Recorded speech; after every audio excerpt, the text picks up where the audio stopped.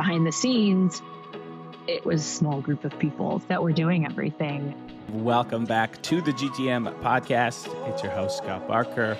I want to know how this insane growth actually happened.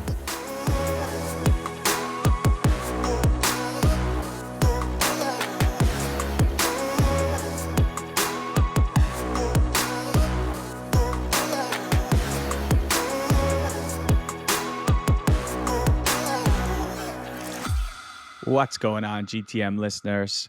Thanks for rocking with us for the next 40 minutes. Appreciate you lending us your eardrums wherever you're listening to it, whether it's the gym, the office. We appreciate you taking the time to level up everything go-to-market, talk sales, marketing, customer success, ops enablement, product, and hiring.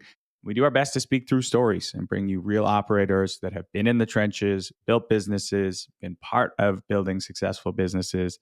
And we've got a fantastic guest lined up today. I am joined by Dan Reich. Dan, welcome, man. What's up, Scott? Good to be on. Good to have you, my friend. And where in the world are you right now? I'm in the wonderful, lovely state of New Jersey, down by the Jersey Shore. Jersey Shore. Nice, nice. And is summer still holding strong on the Jersey Shore, or is it starting to turn? No, it's good. Thankfully, spending time at the beach, on the water for another month or so, and then it's ski season. Hell yeah. Mountain of choice, typically, where do you escape to?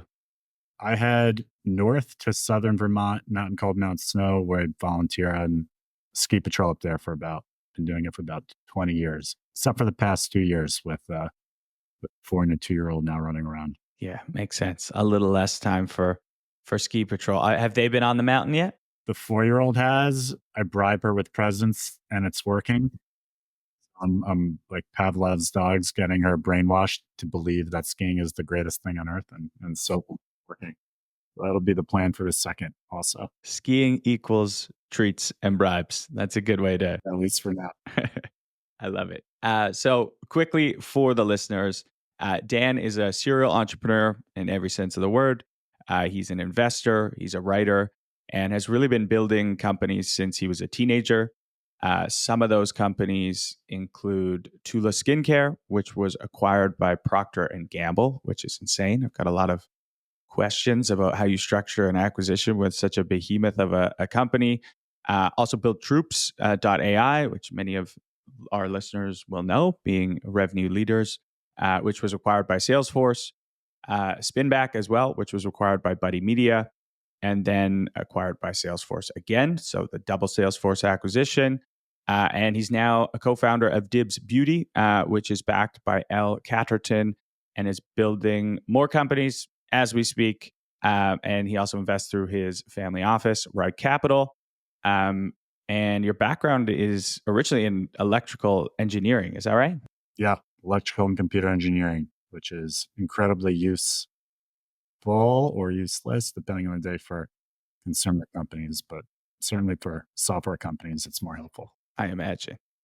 Do you find you use it at all in the beauty world, or is it more just kind of the way it taught you how to think that's helpful in that world now? Yeah, my statement before wasn't totally true. In short, it's wildly helpful for really anything because it was really mental gymnastics. It's a way of thinking. It's problem solving. It's critical thinking, and collapsing really complex scenarios and equations down to first principles. And really, any great business, any great entrepreneur does that really well, in spite of any pushback that they may get or hear from naysayers, because you often will. But if you can distill things down to the core essence, then you could really stick to that truth and build against that truth. Totally. That's something I kind of picked up on pretty early in my career. Like all the best executives I worked for, all the best founders I worked for, all the best account executives, basically across the board, their ability to grasp incredibly complex ideas and distill them into like layman terms was like the superpower that seemed to be a red thread to everyone who was having success. Yeah. You have to be able to, otherwise you just get caught up in the noise and the complexity that oftentimes is not as complex as one may think. So Yeah, engineering for me was wildly helpful, and use the things there and things I've learned and how to learn every single day. Yeah, it's actually something I try and do when I see, founder pitches is after they're given their demo and their deck. I'll just try and be like, is this like one sentence kind of sum it up? And then I'll kind of know if I'm with them or not based on their reaction. But so one of the things I wanted to talk to you about, because I think you're unique in the sense that you built in B2B, you built in software, and now you've built B2C, in beauty. And I imagine also with your engineering wheels, you look for patterns, you look for things that flow between the two that we can steal in maybe B2B and vice versa. And one of those things is influencer marketing, which traditionally we all think of Instagram models, we think of, the consumer side. But it's strange that B2B companies don't take more pages out of the consumer playbook. It works. And I think people are just waking up to it as, LinkedIn exploded over the last decade, and you have these massive influencers that have way more of a following than like any company.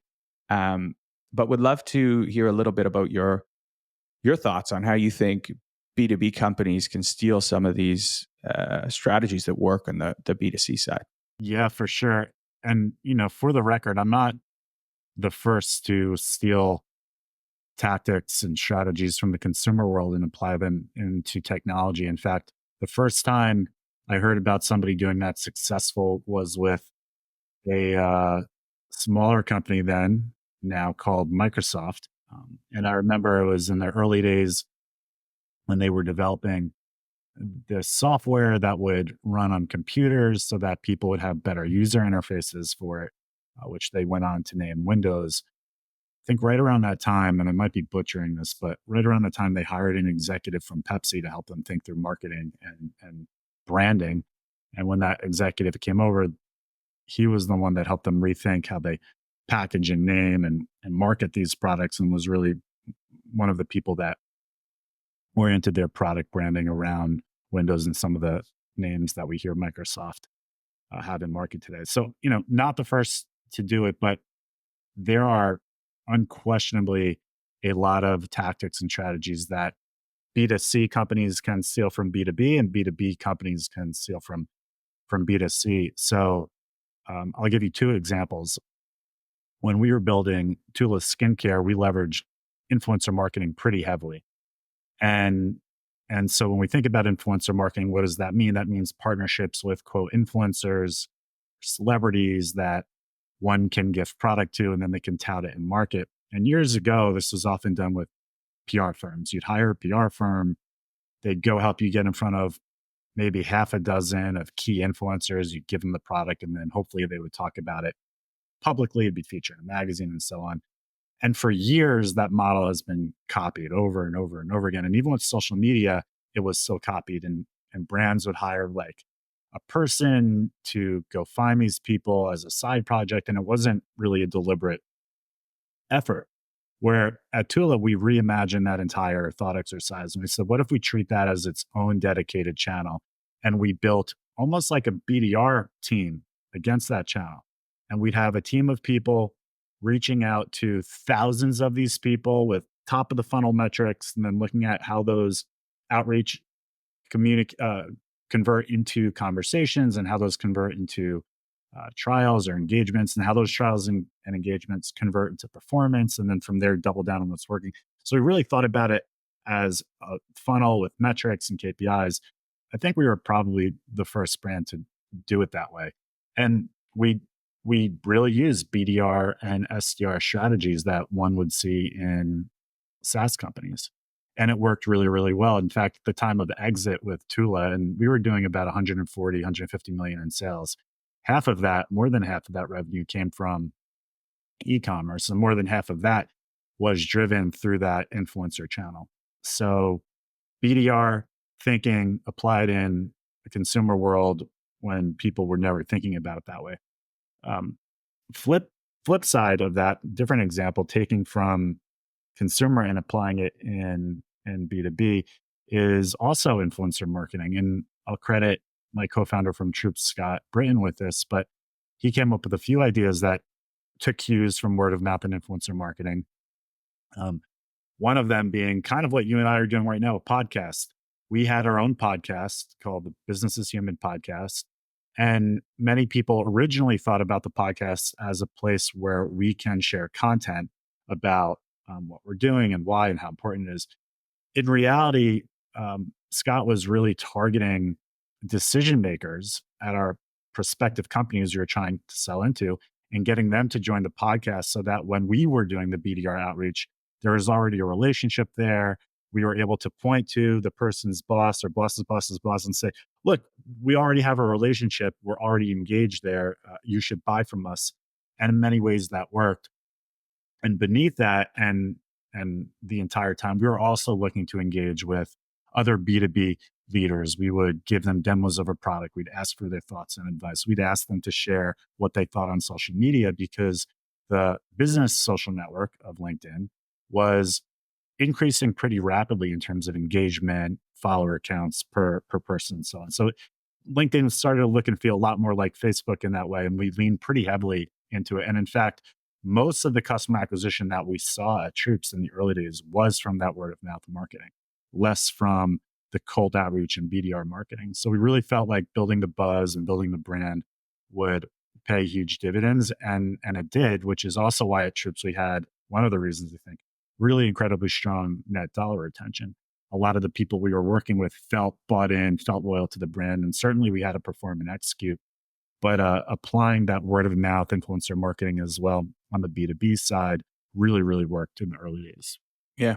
So two great examples. I love that you had a dedicated BDR team reaching out to all these influencers. Was that like overseas? Did you like outsource that? How did that actually operationally work?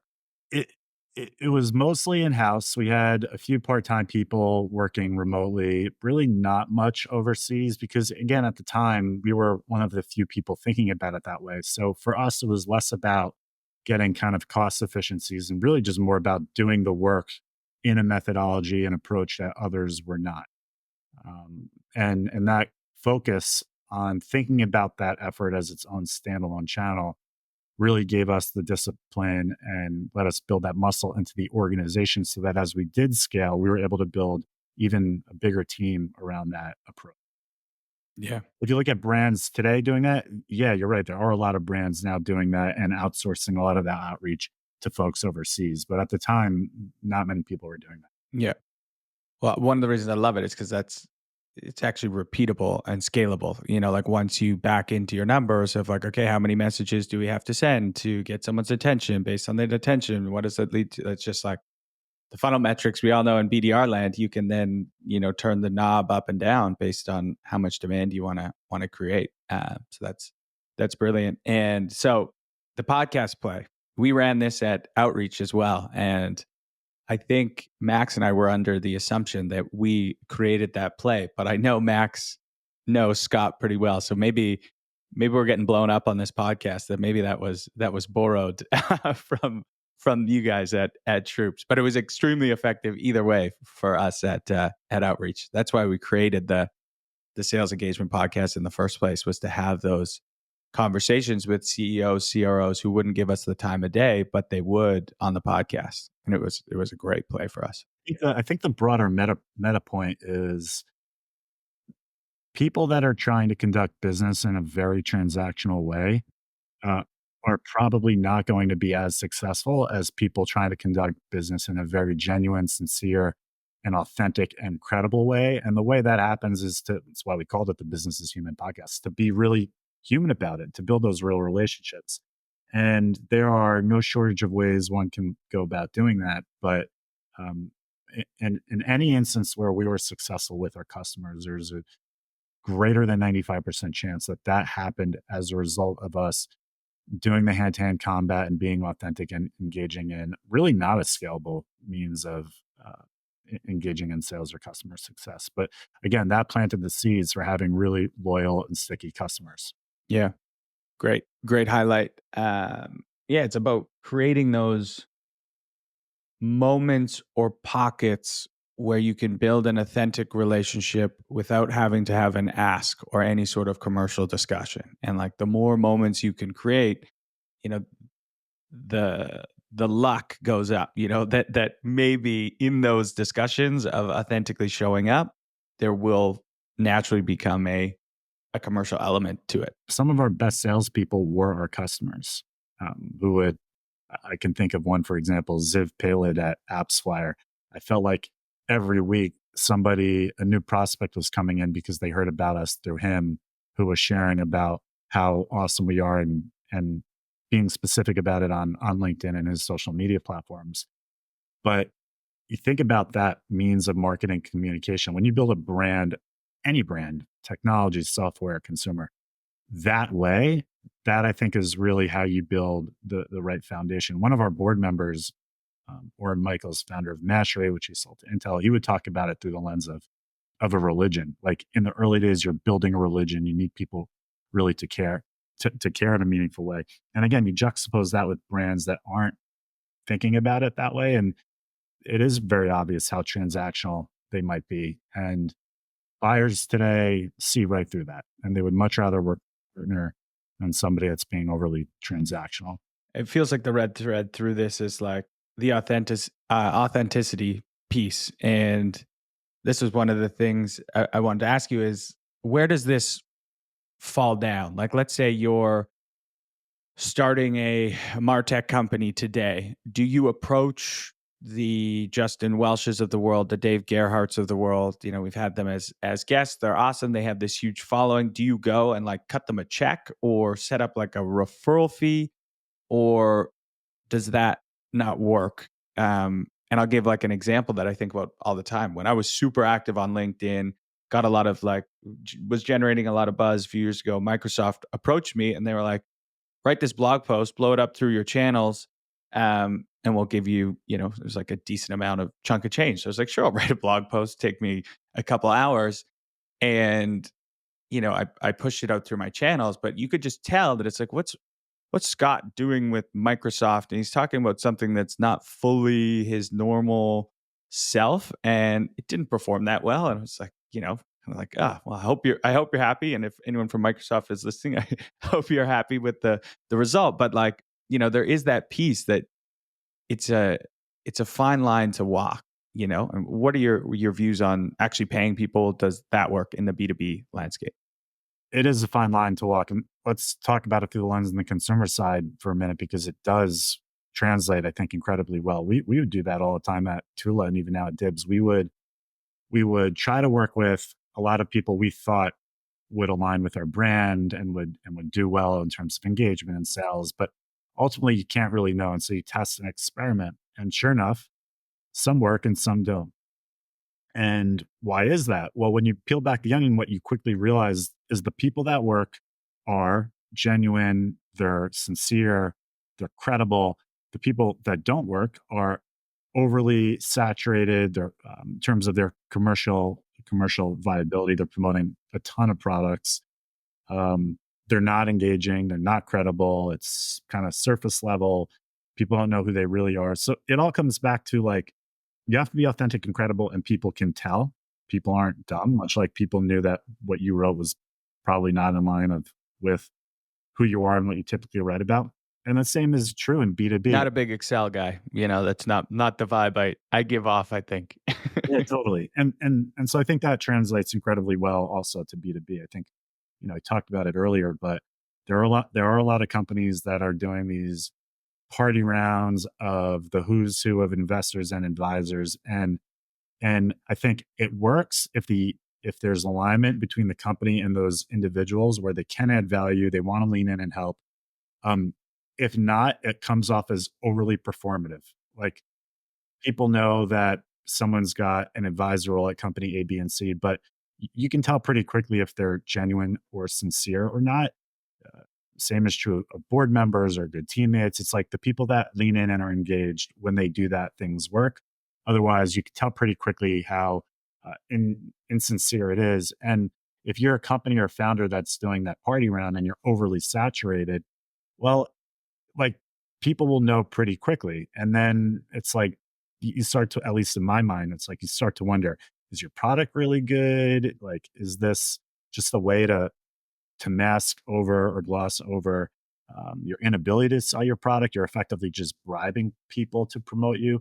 And again, that's not the rule per se. And it's probably not true for all of these companies, but I think there is a balance between um, getting the right investors, advisors on board uh, that are aligned and are going to do the work versus doing it a way that's too saturated and too performative. Because again, people can tell. It's so funny when like your natural instinct goes up so fast. And if you're getting that feeling where it might not be a fit, everyone else is getting that feeling like tenfold. But that's interesting. I think we're definitely going to see a rise of it. I think the playbook's still getting built with how those relationships are going to be structured. Not to like belabor this kind of point, but do you think that equity is the route for B2B, like giving these influencers a little bit of equity? Do you think it's cash? Do you think it's a referral fee? Where do you think, like, I guess, incentives align the best? Yeah, I think the answer is it all depends, right? And that dependency is based on the person. So, for example, if I was building a new database company and I had an opportunity to bring on board the founder and CEO or the CEO of Snowflake, yeah, I would be inclined to give that person equity and hope that that person were to be engaged. But if it were, not to be pejorative to any one person or role, if it were some mid-level salesperson at, just another tech company, like less interesting. Ultimately, as we all know, as startup employees or colleagues, equity is only worth something if you have a good amount of it and if the company has an outsized exit. And that is very, very, very rare. So what happens is, and I've been approached with this opportunity as well. People are now getting approached for these advisor roles for very little equity. And then often the company will ask for things like write about us once a month on social media or put it on your LinkedIn profile or like 3 or 4 other deliverables. And back to the comment earlier, and I've seen this with Tula and Dibs, when a brand or company is designing a program that is at the onset transactional and isn't peeling the onion back and going deeper with that person, it will show and it will fail. I remember I signed up, I tried one of these things and I quickly realized this isn't going to work for me. It's not going to work for them. And so I stopped. And now I won't do any of those unless I'm actually investing my own money and want to roll up my sleeves and be a little bit helpful because that's the only way it will work. And so, again, to answer your question, like I think it can work if it's the right alignment of person and comp and company. And for some people, that might be cash. For some people, that might be equity. For some people, that might be a referral dimension of cash. It all depends so long as the alignment is there. I think that's a solid viewpoint and agree with if you're not willing to part with your own cold hard cash, you shouldn't be taking advisor equity because you're parting with your time, which is money at the end of the day anyway. So I think that's a good rule of thumb. All right, I want to transition. This is a story based podcast, and I know you've got some good ones. I'd love to start with the time period, and we'll fly you back to this time period where you actually lived through 2 M&A events in 1 calendar year, which is insane, other than all the personal craziness that must have been going on inside of your head. Walk me through that time period. Yeah, that was a crazy time period. It was also during COVID, working from home, and for a period of time at my in-laws when we were kind of homeless. We had sold our apartment and couldn't buy a new place or move into a new place in New York City because literally that week COVID shut down. But yeah, that was a crazy year. And to rewind the clock a little bit, we had, as an executive team or board rather at Tula, decided that once we hit a certain milestone and threshold in sales, we would hire a banker and go to market and sell the company. And on the Troops side, for anyone that's used Troops knew and knows that we went really deep integrating these two companies, Salesforce and Slack, because we had this vision that work would look very different. It looked much more human. And so inevitably we needed to suck out the most important data from your organization, which we know mostly resides in Salesforce, and put it into this operating system where people are spending most of their time, Slack. And so then Salesforce buys Slack for $30 billion, and we were having conversations with them as well. And so one of those conversations led to M&A. We thought that we would be getting acquired by Salesforce. And I also thought TULA would be getting acquired. And both of those things were tracking really, really well. And then right around the same time, TULA got hit with a frivolous class action lawsuit claiming that probiotics, and if you know the brand, it's based on probiotics and superfoods, claiming that probiotics was a risk, and one of these troll-like firms. So we had to deal with that, which we did, but that took M&A off the table in my mind after thinking for sure this is going to happen. And on the Troop side, as we were engaging in conversations with Salesforce and Slack and a few others, Salesforce gets hit with an investigation by the Department of Justice for antitrust.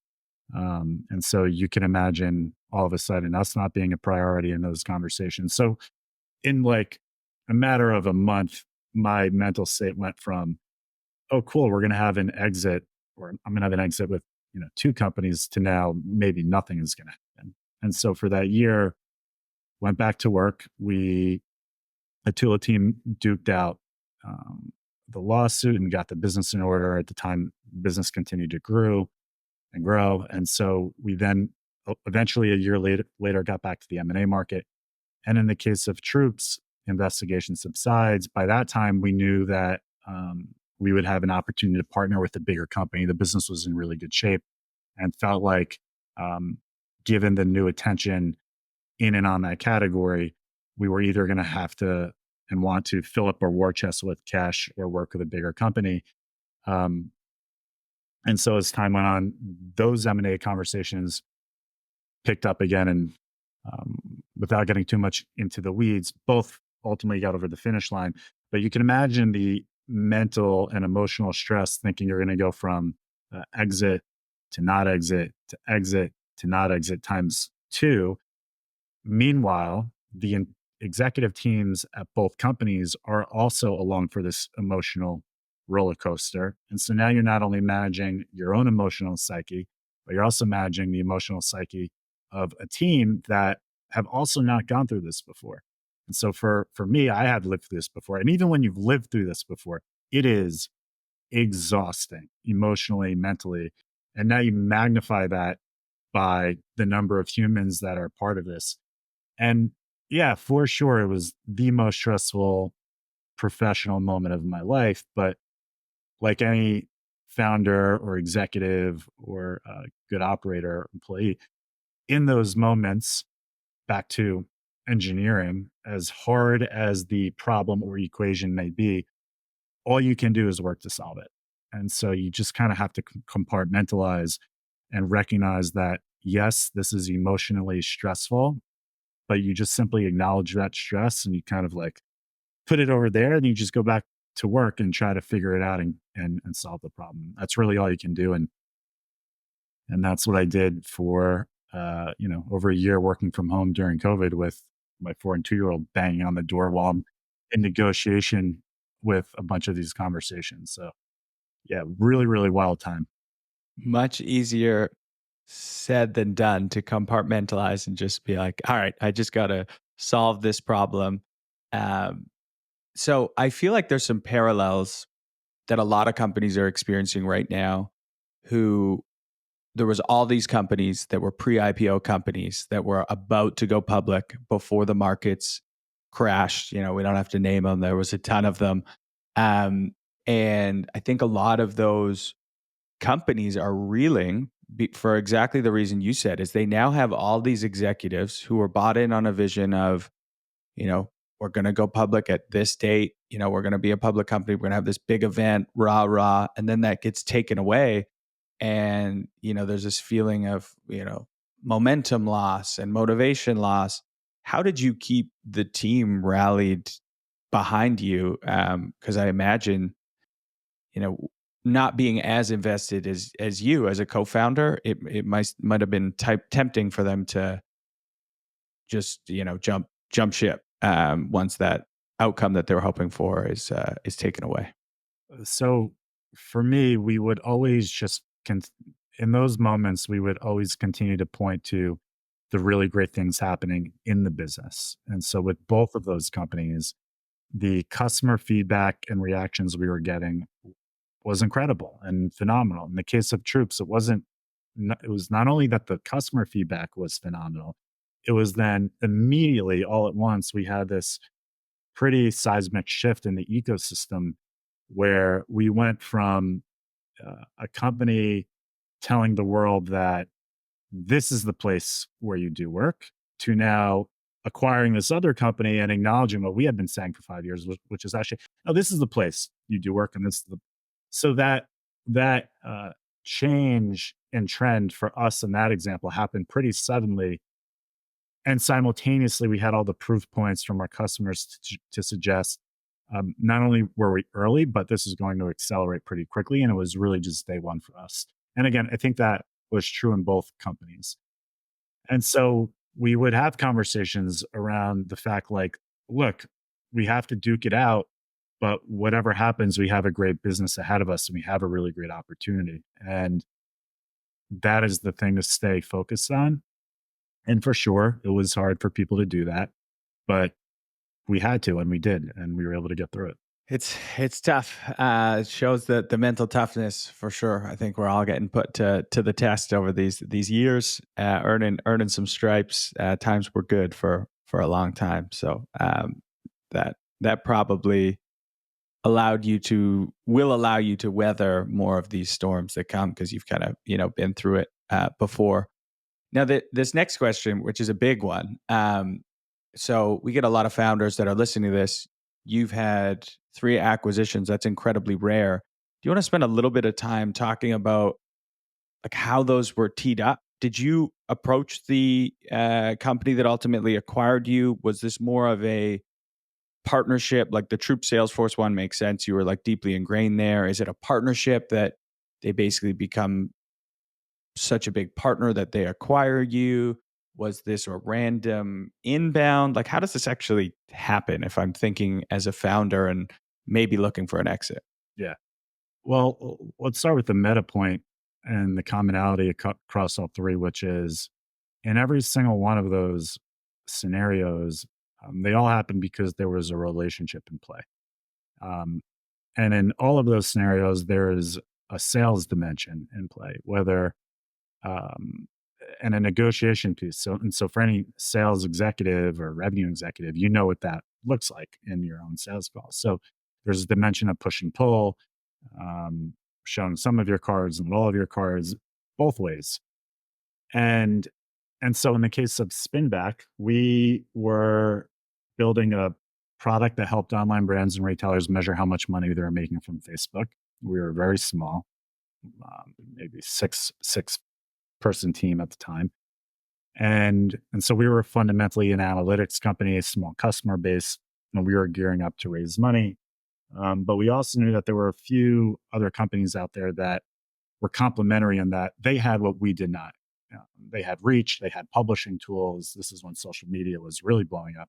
We thought that of that cohort, this company, Buddy Media, was the best partner or could be the best partner for us. And so we engaged in partnership conversations where we could complement their product with our analytics, and they could potentially be a referral engine for us, for customers, because we had done a deal like that with a previous partner from that space, and it worked really well.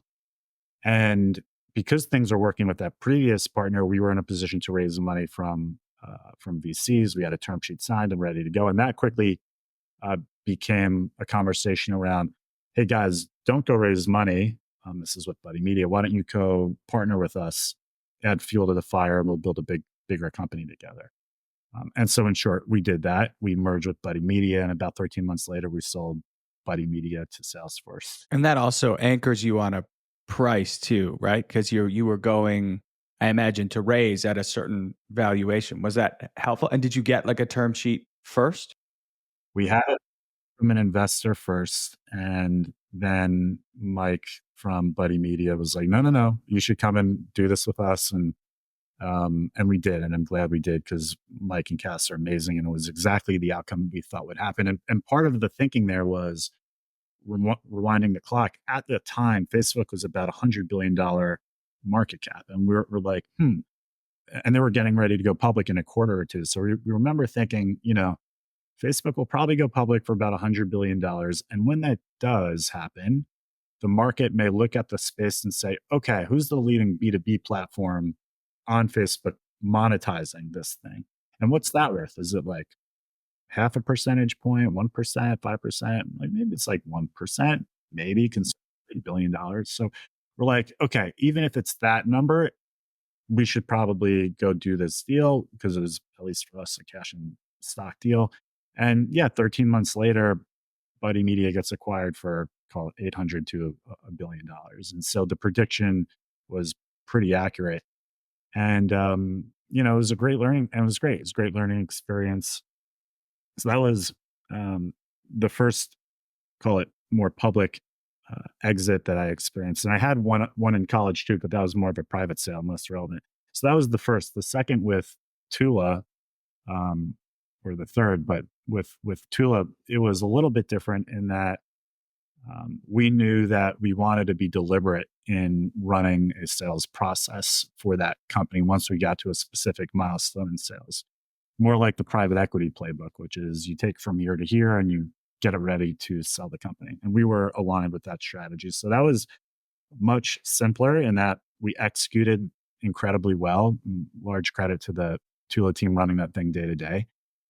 We got it to the place we wanted to get it to, and we hired a banker and we ran a process and picked a winner and got it over the finish line. And again, I'm removing all the crazy in between highs and lows permeated that process.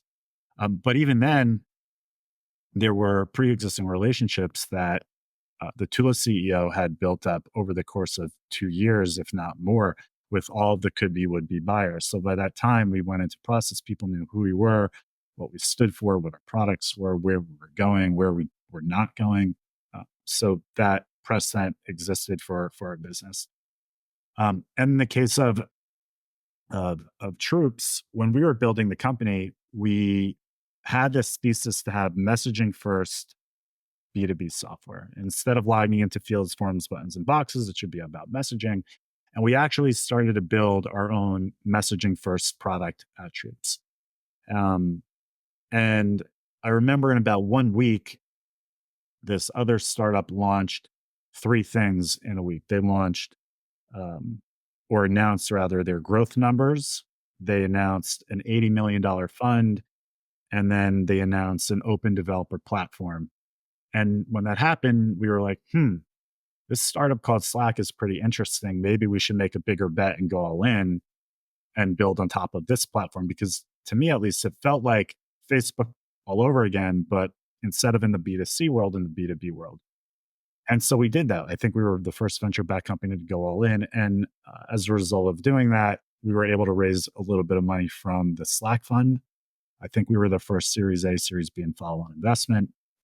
And with that, we went to work, built an even better product, and eventually got Slack to be a customer, and then eventually got Salesforce to be a customer. And so by the time we were having those conversations, we were a known quantity because we were powering and running the entire revenue operation for Slack. In fact, when Slack went public with their direct listing, we were not only invited to the New York Stock Exchange to participate in that day, which was really amazing for us, way more amazing for them. But I remember Stuart would talk about us on pretty much all the earnings calls and talk about how Troops was really kind of exhibit A for representing the power of the platform, and how Slack was not just this messaging or chat thing, but really an automation and workflow platform that can facilitate and orchestrate these really mission critical business processes, starting with, database products like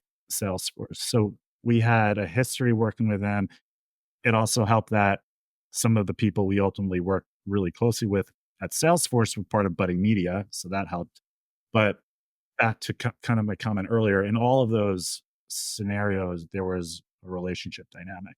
And advice I give to founders often that are thinking about M&A is that companies don't buy companies, people at companies buy companies. And oftentimes you don't know who those people are. So you have to just get out there and meet with them. And most of the time, you also don't know what they're working on or what's important to them. And the only way to really figure that out is to go and have the conversations and hear what is important to them, what their goals and objectives are, what's strategic in their quarterly or yearly roadmap. And through that line of inquisition and questioning, surprise, surprise, it looks and feels very much like a sales conversation in that you're trying to understand one another so that you can get to the most mutually beneficial outcome if there is an outcome to get to. Incredibly helpful for any listener that is looking to potentially sell a company. We all see the TechCrunch articles and, it all looks great, but very rarely do you get to actually understand the dynamics of how do these things start? How do they actually go down? And I love that line about companies don't buy companies, people buy companies. And I think that's the same, companies don't buy software, people buy that software. So keeping that in mind, whether you're acquiring customers or trying to sell a business is huge. Thanks for sharing it, man. And I'm sure if I have you on this podcast in 5 years, there'll be 3 to 5 more acquisitions under your belt to talk about. It sounds like you're not stopping anytime soon. I don't think so. I can't help myself. Too much fun. Hell yeah. Well, Dan, as we sort of wrap up, I always ask 2 of the same questions, and they are intentionally vague, so you can take them anywhere you want. But the first question is, what is one thing that founders or revenue leaders believe to be true today that you think is bullshit or no longer serving us? So we touched on this already. And speaking to some outreach guys, you might not like what I'm going to say, but I think email marketing is kind of dead. I can't even count how many cold emails I just got this morning, let alone this week, that all look and feel the same. And when you layer on now AI and machines writing them for you, and the fact that email and the marginal cost to send an email is zero, it is just, I'm not buying anything, certainly not easily through a cold email these days. Hot take, but it's one that is widely shared. Do you have any guess what's going to replace this? Like this is how a lot of businesses were built. Like that was a huge channel for all these behemoth software companies that we see. Do you have any guess on what's going to replace that big part of the funnel? Yeah, I think just, look no further than what's happening in the consumer world. I think just the B2B world is lagging in adapting some of those marketing tactics. But again, we touch on some of that influencer marketing, but you'll see more of that in LinkedIn and TikTok. There will be new mediums that pop up, but I think leaning into that more heavily will make up for some of the noise that exists in email. Because again, it is so saturated and noisy today everywhere. And so how do you cut through the noise? You're going to go have the conversations with people you trust and ask them for referral and advice. And so whoever leans in heavily into that modality, I think will win. And we're seeing it. Yeah. Influencer marketing, the rise of community, going back to like super high quality content, you're going to send an email, make it a super valuable newsletter instead of some shitty, email that's going to, ask me for time before providing any value. Yeah, I like it. So let us know, listeners, what you think is the future of email marketing and kind of the BD function as we know it today. Final question is that one, but flip a little more on a positive light. What's one call it sales, marketing, growth strategy that is working for you or any of the companies that you're involved with today? Yeah. So I would twist it less about what's a growth strategy, but like a strategy that works for me, period, in any uh, endeavor or thing I'm doing that day is just a practice of gratitude. So this might sound cheesy, but I'll share it anyway. Every morning I have a bit of a template I start my day with. And the first part of that are three things I'm grateful for.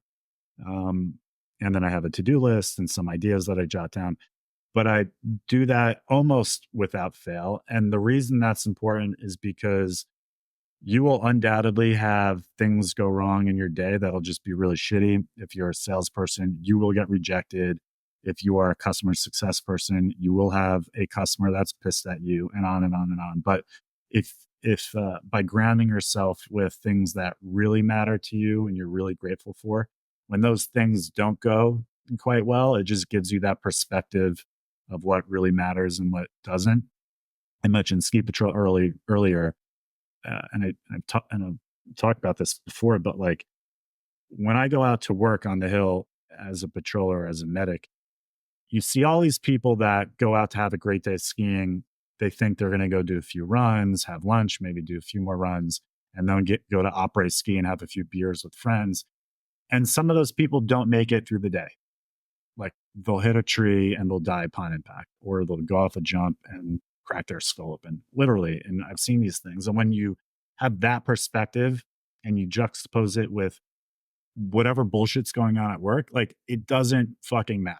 And when you have that perspective, it helps you be, I think, just better at work because you know how much that doesn't matter and you can go about it more objectively and more robotically, and therefore I think execute better because it's more about problem solution and you strip out the emotions from whatever it is that you're doing or the rejection you're getting or the piss off customer. So that idea and exercise of gratitude every day really grounds me, at least, and gives me the perspective to be successful in whatever I'm working on.